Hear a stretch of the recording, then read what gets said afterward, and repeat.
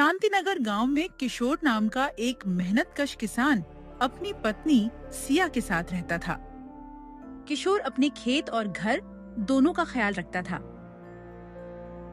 उसकी पत्नी सिया बहुत आलसी थी और हर काम से बचने के लिए नए नए बहाने बनाती थी।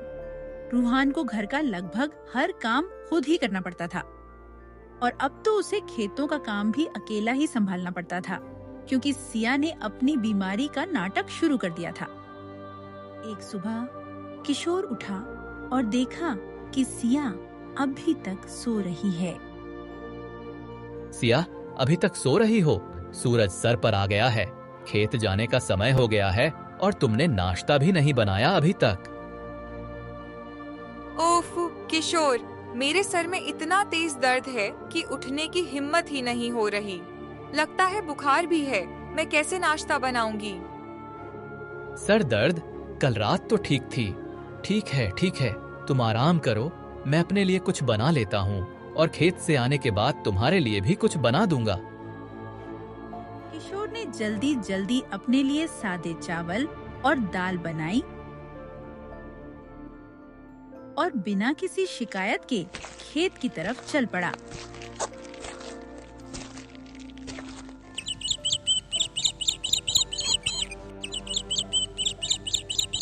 शाम को किशोर खेत से वापस आया, थका हारा। उसने देखा सिया अब भी बिस्तर पर पड़ी है। कैसा है अब तुम्हारा सर दर्द, सिया? कुछ बेहतर लगा? नहीं किशोर, अभी भी दर्द है और अब तो पूरे शरीर में थकान भी हो रही है। लगता है मैं आज रात भी कुछ नहीं बना पाऊंगी। रोज नया बहाना, कभी पेट दर्द, कभी सर दर्द, कभी पैर दर्द। इसने तो मेरी जिंदगी मुश्किल कर दी है। ठीक है, मैं ही बनाता हूँ। आज रात क्या बनाऊं? जो मन करे बना लो। मैं तो कुछ खा भी नहीं पाऊंगी, मेरा तो पेट खराब है। किशोर ने फिर से सादी दाल और रोटी बनाई। अगले कुछ दिन यही चलता रहा। सिया हर सुबह नए बहाने बनाती और रूहान चुपचाप सारा काम करता। एक दिन पंडित जी, जो गांव के सबसे समझदार व्यक्ति थे, किशोर के घर आए। उन्होंने किशोर को इतना थका हुआ देखा और सिया की बीमारी के बारे में सुना। पंडित जी सब समझ गए। उन्होंने रूहान से कहा, किशोर बेटा, तुम्हारी पत्नी को जो रोग लगा है उसका इलाज मेरे पास है, लेकिन यह इलाज थोड़ा कड़वा है और उसे पूरा करना पड़ेगा। क्या? सच में पंडित जी? कैसा इलाज?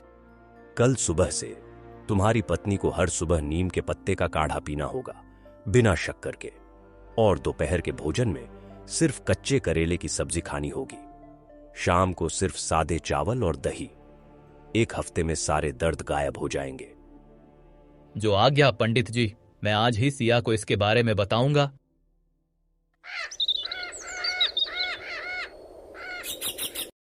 अगली सुबह किशोर उठा और नीम के पत्ते लाया।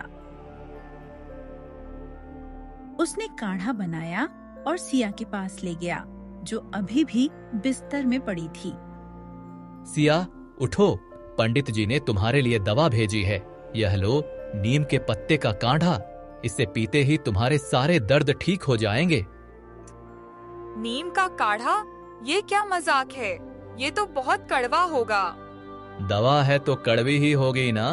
पंडित जी ने कहा है, यही पीने से सारे दर्द झट से गायब हो जाएंगे। लो, जल्दी पियो।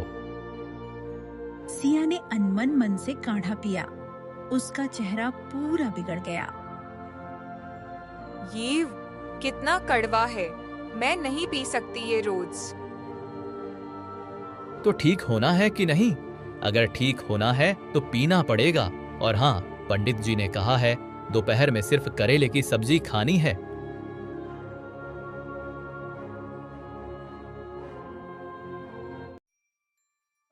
दोपहर में किशोर ने सिर्फ करेले की सब्जी बनाई। जब सिया ने देखा तो उसकी भूख ही मर गई। ये क्या है किशोर?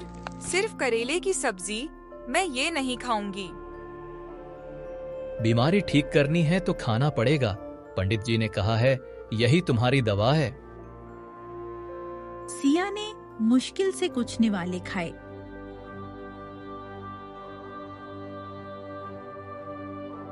शाम को भी उसे सादे चावल और दही ही मिले। 1 दिन, 2 दिन, 3 दिन यही चलता रहा।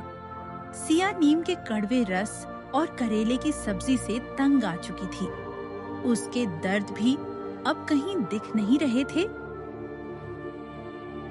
तीसरे दिन किशोर को किशन भैया से मिलने खुशी बाजार जाना था। सिया, मैं खुशी बाजार जा रहा हूँ। वापस आते आते देर हो जाएगी। तुम्हारे लिए नीम का काढ़ा और करेले की सब्जी रेडी है, खा लेना।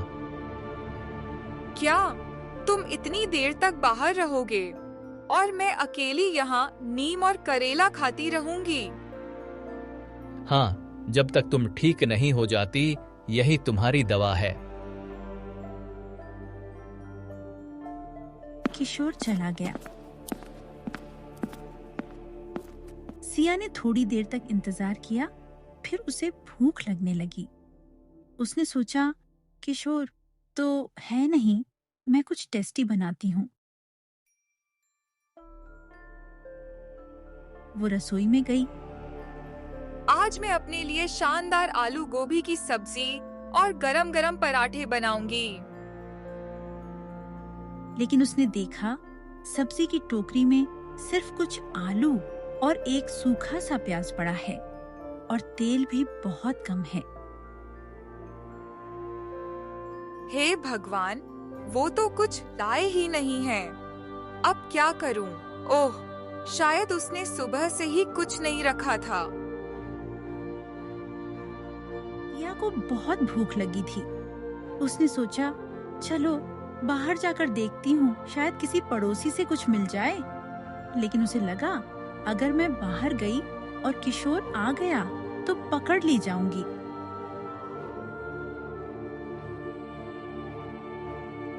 शाम ढलने लगी। रूहान लौटने ही वाला था। सिया को अब भी बहुत भूख लगी थी और उसने कुछ बनाया भी नहीं था। तभी उसे घर के बाहर से खुशबू आई। किशोर घर में दाखिल हुआ। उसके हाथ में कपड़े में लपेटा हुआ कुछ था। आ गया मैं। वाह वाह, घर में तो कोई सब्जी की खुशबू नहीं आ रही। लगता है मेरी दवाई अच्छा काम कर रही है। मुझे बहुत भूख लगी है किशोर। मैंने कुछ नहीं खाया। आपके लिए तो सब कुछ मिल जाता है, मैं ही भूखी रहती हूँ। तो खा लेती ना नीम का काढ़ा और करेले की सब्जी। अच्छा, ये देखो। किशोर ने कपड़ा हटाया। उसमें गरम गरम पूरी, पनीर की सब्जी और रसगुल्ले थे। ये कहाँ से? ये तो दिखने में बहुत ही मजेदार लग रहा है। पंडित जी के घर में आज भंडारा था, सबके लिए बनाया था। मैं वहां से खाकर आया हूँ और यह तो बहुत ज्यादा बच गया था, तो मैंने सोचा तुम्हारे लिए ले आऊं। लेकिन फिर मुझे याद आया कि तुम तो बीमार हो, तुम तो करेले और दही खाओगी, इसलिए मैं ये सब कल सुबह खाऊंगा।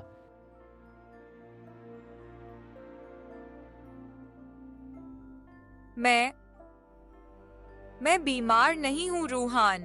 मैं झूठ बोल रही थी।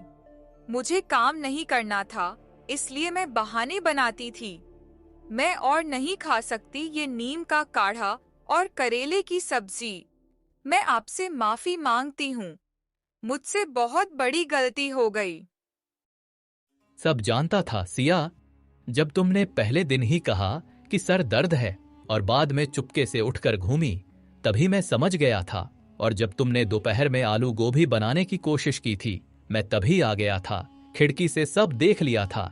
ये सारी चीजें मैं तुम्हारे लिए ही लाया हूं, क्योंकि मुझे पता था कि तुम्हारे बीमारी का इलाज हो जाएगा।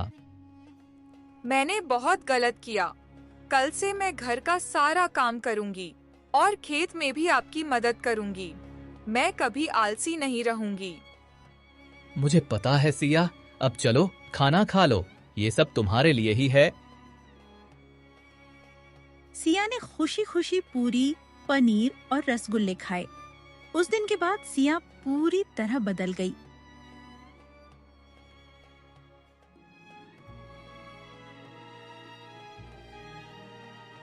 वो अब घर का सारा काम खुद करती थी और रूहान के साथ खेत में भी मदद करती थी। शांतिनगर गांव में रूहान और सिया की खुशहाल जिंदगी शुरू हो गई, जहां अब सिर्फ मेहनत और प्रेम का वास था और आलसी के लिए कोई जगह नहीं थी।